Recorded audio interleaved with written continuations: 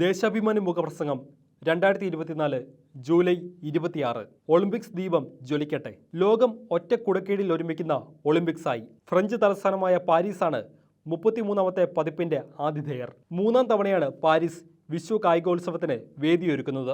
ഒരു നൂറ്റാണ്ടിന്റെ ഇടവേളയ്ക്ക് ശേഷം ആദ്യവും. ഇതിനു മുമ്പ് 1900-ലും 1924-ലുമാണ് അവസരം കിട്ടിയത്. ആധുനിക ഒളിമ്പിക്സിന്റെ പിതാവായ പിയറി ഡി ക്യൂബർട്ടിന്റെ നാട്ടിലേക്ക് വീണ്ടും ഗെയിംസ് എത്തുന്നുവെന്നതും ശ്രദ്ധേയം. കഴിഞ്ഞ തവണ കോവിഡ് മഹാമാരി കാലത്തായിരുന്നു ഒളിമ്പിക്സ്. ജാപ്പനീസ് തലസ്ഥാനമായ ടോക്കിയോയിൽ കാണികൾക്ക് പ്രവേശനമില്ലായിരുന്നു. പുതിയ സമയവും ദൂരവും ഉയരവും തേടിയുള്ള പോരാട്ടങ്ങൾക്ക് ഒഴിഞ്ഞ സ്റ്റേഡിയങ്ങൾ സാക്ഷി. പങ്കെടുക്കുന്ന കായിക താരങ്ങൾക്കും ഒഫീഷ്യലുകൾക്കും കടുത്ത നിയന്ത്രണമുണ്ടായിരുന്നു.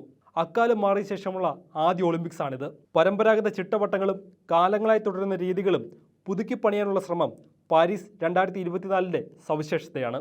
ഉദ്ഘാടന ചടങ്ങുകൾ ആദ്യമായി സ്റ്റേഡിയത്തിന് പുറത്ത് നടത്തുന്നുവെന്നതാണ് അതിൽ പ്രധാനം. സെൻ നദിയിലൂടെ അത്ലറ്റുകളെ ബോട്ടിൽ ആനയിക്കുന്നു. അത്ലറ്റുകൾക്ക് പ്രാമുഖ്യം നൽകിയുള്ള ഈ ബോട്ട് മാർച്ച് പാസ്റ്റ് ചരിത്രത്തിന്റെ ഭാഗമാകും. ഇന്നു മുതൽ 17 ദിവസമാണ് മഹാമേള.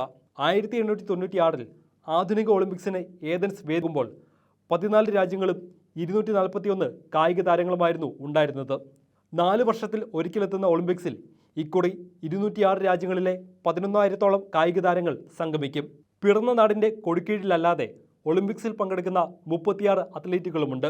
ലോകമെമ്പാടും വിവിധ കാരണങ്ങളാൽ പലായനം ചെയ്യപ്പെടുന്ന മനുഷ്യരുടെ പ്രതിനിധികളായി ഈ സംഘം പാരീസിൽ തിളങ്ങും.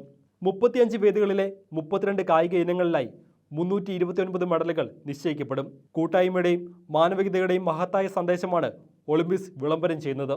വർണ്ണവും ദേശവും അപ്രസക്തമാകുന്ന സംഗമം. വേർതിരിവിന്റെ എല്ലാ അതിർകളും മാഞ്ഞു പോകുന്ന നിമിഷം. സ്നേഹവും സൗഹൃദവും സന്തോഷവും നിറയുന്ന വേദി. ആധുനിക ഒളിമ്പിക്സ് 1.25 നൂറ്റാണ്ട് പിന്നിടുമ്പോൾ രൂപവും ഭാവവും രീതികളും മാറിയിരിക്കുന്നു. കളികൾക്കും കളിക്കാർക്കും മാറ്റമുണ്ട്. വിജയത്തിനായി കുറുക്കുവഴികൾ തേടുന്നവരുമുണ്ട്. ഉത്തേജക മരുന്നിന്റെ മണം അടിച്ചു തുടങ്ങി. പരസ്യവും സ്പോൺസർഷിപ്പും വിപണിയും പിടിമുറുക്കി.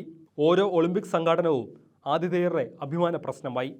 കളിക്കൊപ്പം സാമ്പത്തികവും രാഷ്ട്രീയവുമെല്ലാം ഇഴചേർന്നതാണ് പുതിയ കാലത്തെ ഒളിമ്പിക്സ്. കായിക രംഗത്തെ ആധിപത്യത്തിനായി അമേരിക്കയും ചൈനയും ബലാബലം നിൽക്കുന്നതാണ് നിലവിലെ സാഹചര്യം. കഴിഞ്ഞ 3 തവണയും അമേരിക്ക ചൈനയെ പിന്തള്ളി. 2008-ൽ സ്വന്തം തട്ടകത്തിലെ വിജയത്തിന് ശേഷം ചൈനയ്ക്ക് മുന്നേറാനായിട്ടില്ല. ഈ കളിയിൽ ഇന്ത്യയുമുണ്ട്. 117 അംഗ സംഘത്തെയാണ് അവതരിപ്പിക്കുന്നത്. ഇതുവരെ ആകെ നേടാനായത് 35 മെഡലുകളാണ്. 10 സ്വർണവും 9 വെള്ളിയും 16 വെങ്കലവും. 8 ഒളിമ്പിക്സ് സ്വർണം നേടിയ ചരിത്രം പുരുഷന്മാരുടെ ഹോക്കി ടീമിനുണ്ട്.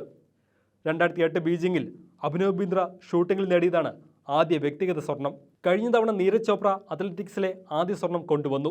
ജാവലിൻ ത്രോയിലാണ് അപ്രതീക്ഷിത നേട്ടം. ഇക്കുറി കേരളത്തിൻ്റെ അഭിമാനമായി 7 താരങ്ങളുണ്ട്. തുടർച്ചയായി 2ാം തവണയും മലയാളി വനിതകളുടെ സാന്നിധ്യമില്ല.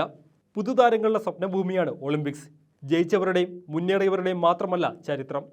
ഇവിടെ തോറ്റവരും വീണവരുമുണ്ട്. ഓരോ ഒളിമ്പിക്സിനെയും ത്രസിപ്പിച്ചവരും രസിപ്പിച്ചവരും എത്രയെത്ര പേരാണ്. ജെസി ഓവൻസും പാവോ നൂർമിയും കാൾ ലൂയിസും നാദിയ കൊമനേച്ചിയും മനം കവർന്നവരാണ്. ഫ്ലോറൻസ് ഗ്രിഫ്ത് ജോയ്നറും സെർജി ബുബ്കയും മൈക്കൽ ഫെൽപ്സും ഉസൈൻ ബോൾട്ടും കളം നിറഞ്ഞ വേദി. 1988 സോൾ ഒളിമ്പിക്സിൽ 100 മീറ്റർ പൊന്നണിഞ്ഞ ശേഷം മരണപ്പിടിയിലായ കാനഡക്കാരൻ ബെൻ ജോൺസൺ ലോകത്തെ ഞെട്ടിച്ചതും ഇതേ അരങ്ങിലാണ്. അവിടേക്കാണ് പുതിയ നിര ഇരച്ചെത്തുന്നത്. അവരുടെ കാഹളത്തിനായി കാത്തിരിക്കാം.